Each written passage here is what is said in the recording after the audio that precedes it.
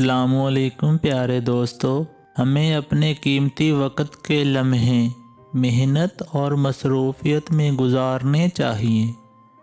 اس میں لطف ہے۔ ایسا کرنے سے کوئی بھی ایسا لمحہ نہیں بچتا جب ہمیں کسی چیز کی فکر یا پچھتاوا نہ ہو۔ اپنے اوصاف سے ہی انسان عظیم ہوتا ہے۔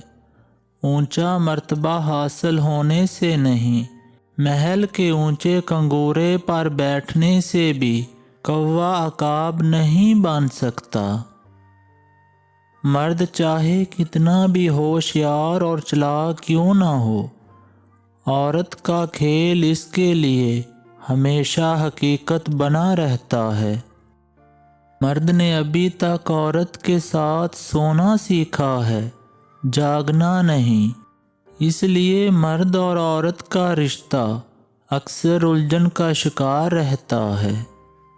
نادانی یہ ہے کہ انسان ایک ہی گھڑے میں بار بار گرتا رہے اور نصیحت کو نہ تھامے۔